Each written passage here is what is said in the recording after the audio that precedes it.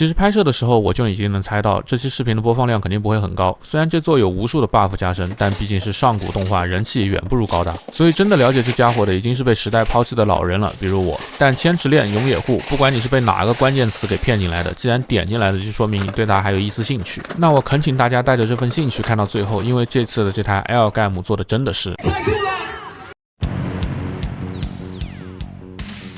作为重战机动画40周年的纪念，千池炼交出的是这份 Realbot 重战机的答卷。我想大部分人了解这台机体都是顺着永野护的名头，那我就不一样了。第一次认识它是在激战，一开始就留下了很深刻的印象，因为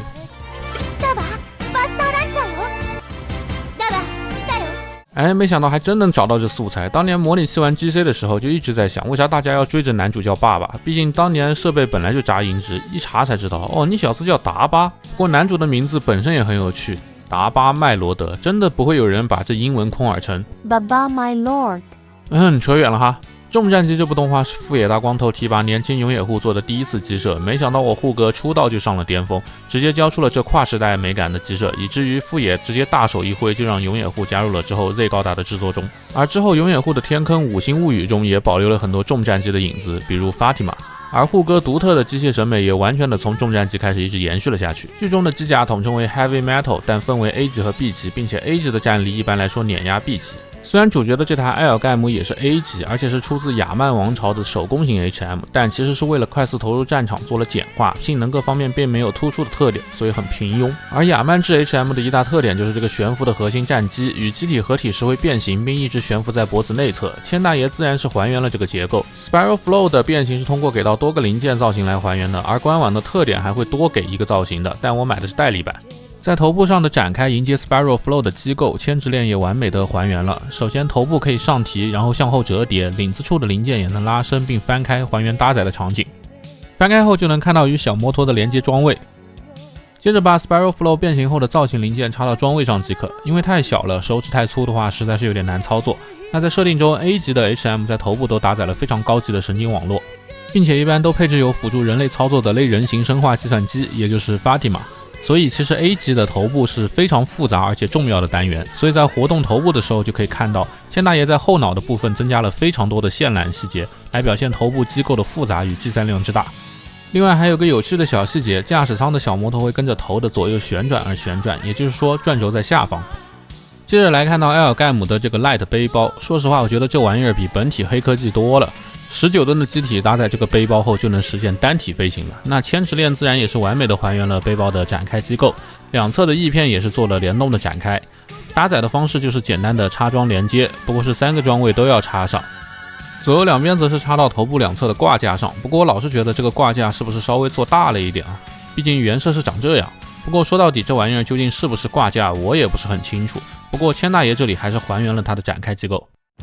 埃尔盖姆的近战武器就是光束剑了，那这里千池炼一共是提供了3个光束特效剑，一个双头的光束剑剑柄，以及4个单独的光束剑剑柄。光束剑柄的搭载方式也是非常的前卫啊，直接收纳在腕部的这个卡槽内，就跟刺客信条里的袖剑是一样的，只不过使用的时候还是得拔出来拿着，而不是像袖剑一样直接从手腕的部分弹射出去。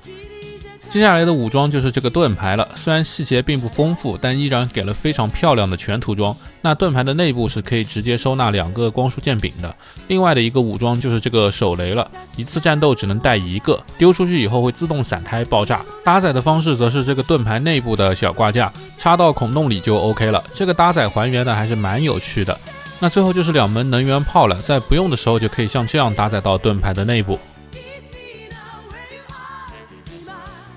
盾牌要挂载在手臂上，首先要做手腕背甲的盖板替换，换成这个带有孔洞的盖板零件，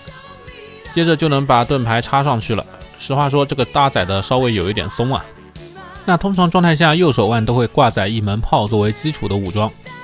设定中炮的能源供给都是来自于本体的，那充能的方式也是非常的直接啊，就是通过线缆与机体的裆部连接。那千池炼自然也是还原了这个机构，线缆端子都是金属涂装，短的一端插到炮的侧面，那充能就完成了。线缆本身挺长的，不会影响到可动，而且铁丝是可凹造型的。千大爷一共是给了5根，不过端子的连接部分其实是有点松的。那所有的武装搭载完毕后的造型就是这样啦。千大爷这次走的是还原的风格，整个白色外甲的陶瓷质感以及内部骨架的古铜色质感做的都是非常的漂亮啊。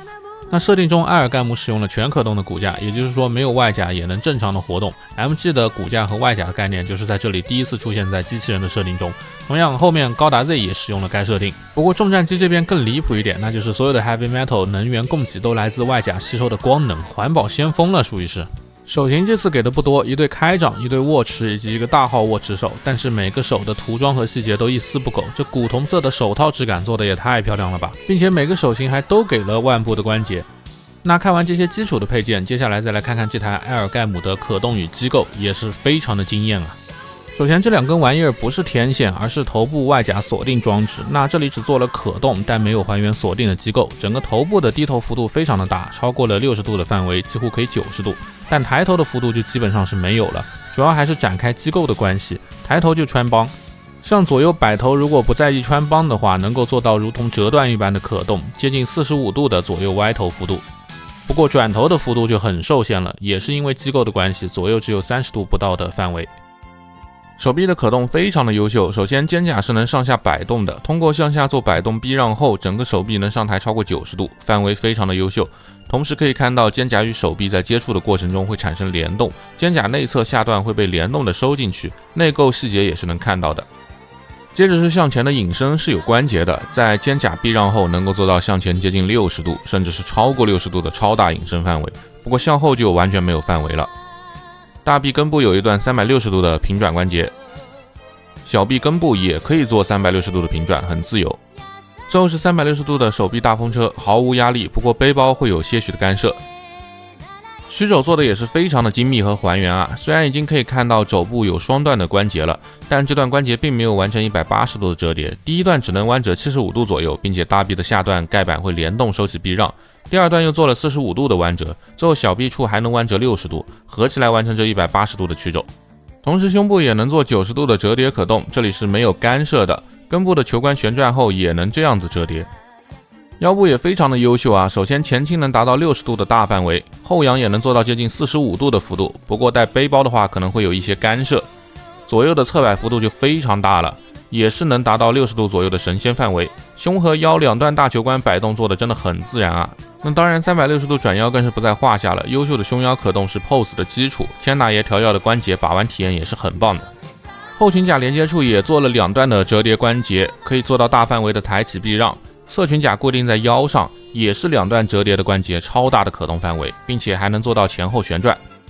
大腿根，优秀这个词我都快说麻了。首先前踢是能略微超过90度的，后踢同样是毫无干涉的，可以直接达到90度左右的范围。大腿根其实还能略微的下拉，然后就能给90度的侧抬做一个让位。不过大腿根这里的平转范围是比较小的，反而是在这里增加了一段可以前后摆动的关节，不能说聊胜于无吧，但是这个地方加摆动还是挺新奇的。膝关节的设计就更加的新奇了，首先是能做到这样的15度的左右摆动，